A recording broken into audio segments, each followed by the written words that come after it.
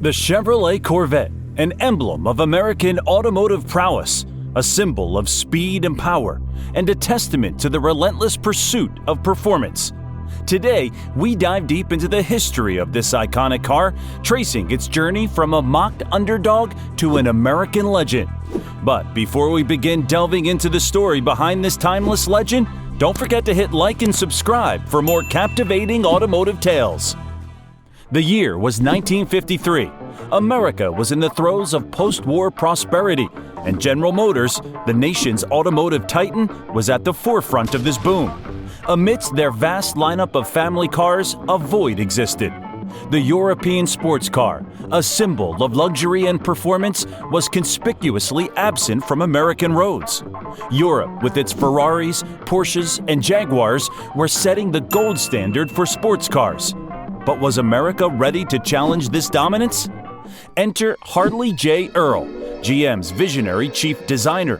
He believed that America could produce a car that would combine European agility with American muscle. He believed they could produce a car that would rival the titans of Europe. Using Chevy's existing components, Earl and his team crafted a design that was revolutionary for its time. The body was made of fiberglass, a lightweight and innovative material that was also cost-effective. This concept car, unveiled at the 1953 New York Auto Show, was an instant sensation. But even before its public debut, Chevy's chief engineer Ed Cole recognized its potential and fast-tracked its production. Thus, the Corvette was born. But the Vette was far from complete.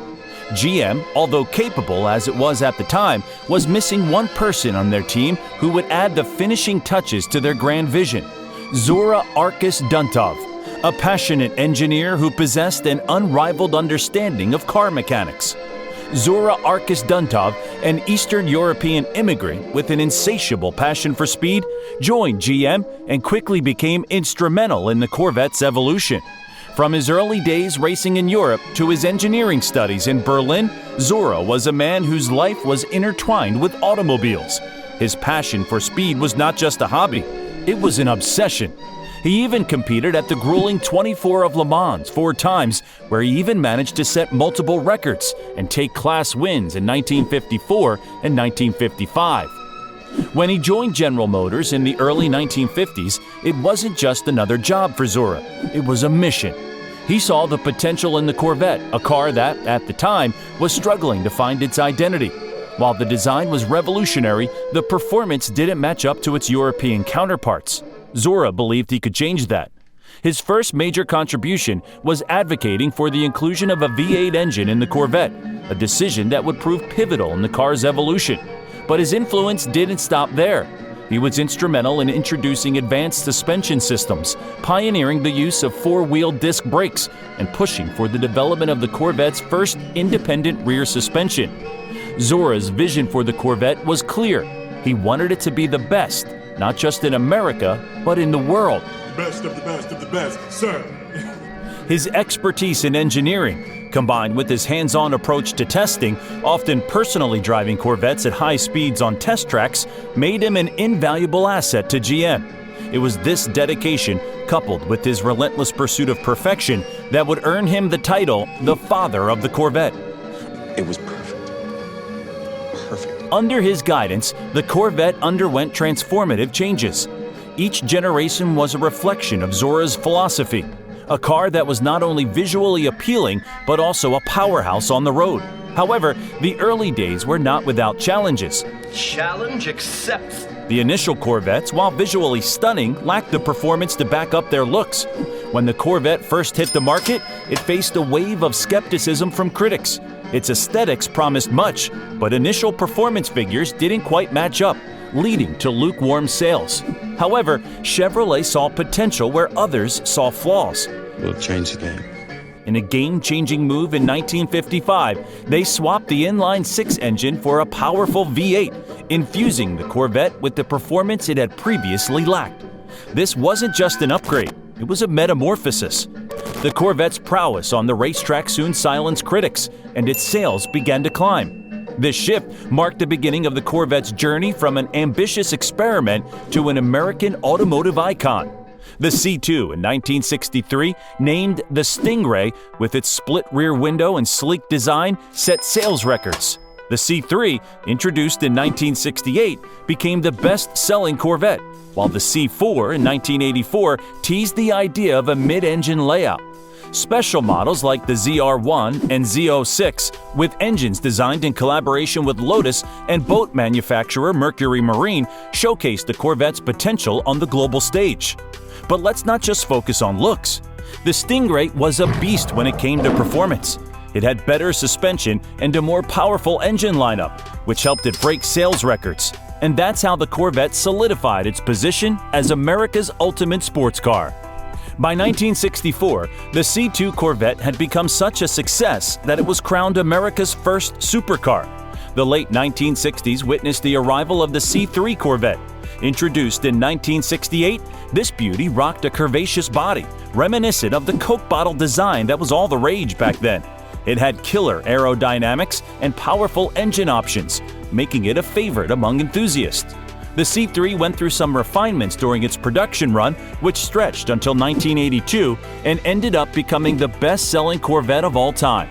And it wasn't just a hit in the US. This bad boy made waves worldwide, proving that the Corvette brand had serious global appeal. 1984 marked the debut of the C4 Corvette. This model was a technological tour de force, boasting digital instrumentation and advanced suspension systems. One of the most intriguing aspects of the C4 was its experimentation with the idea of a mid-engine layout. While the mid-engine concept didn't materialize in the C4, it planted the seed for future Corvette generations. The C4 also introduced the world to the ZR1 in 1990, a high-performance variant that showcased what the Corvette was truly capable of. The Corvette's legacy got even stronger with special models like the ZR1 and the Z06.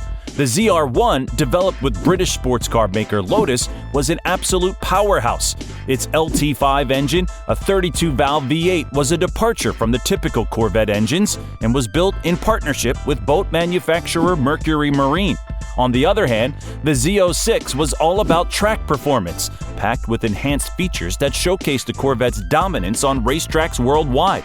Then came the C7 Corvette in 2014, and it was a game-changer. Design, technology, and performance took a giant leap forward. With its sharp, aggressive lines and advanced aerodynamics, the C7 was a visual masterpiece. And let's not forget what was under the hood. A powerful LT1 V8 engine that delivered performance to rival even the European supercar giants. The C7 didn't just redefine the American sports car, it set a new standard for sports cars all around the world.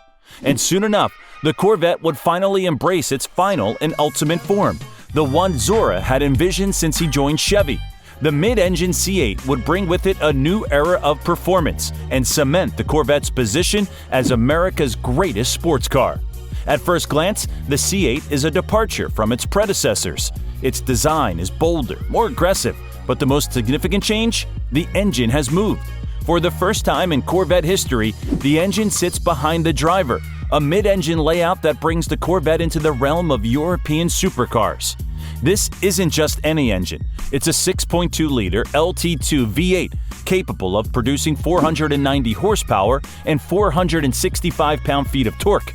With the Z51 performance package, those numbers jump up to 490 horsepower and 470 pound-feet of torque. This propels the C8 from 0 to 60 miles per hour in under 3 seconds, placing it among the elites in the automotive world. The C8 became one of the most affordable mid-engine sports cars on the market, and it did so without sacrificing performance. It can rival the titans such as Lamborghini and Ferrari in terms of speed, while its tech package is among the best in the industry. From its inception in 1953 to its current mid-engine marvel, the Chevrolet Corvette has been a testament to American ingenuity, craftsmanship, and the relentless pursuit of excellence. It's more than just a sports car. It's a symbol of what America can achieve when it sets its mind to something. The Corvette's journey from an underdog to America's greatest sports car is a story of perseverance, innovation, and sheer passion. And as it races into the future, one thing remains certain: the legend of the Corvette is far from over. If you enjoyed this story, buckle up and stay tuned for more fascinating tales about your favorite cars.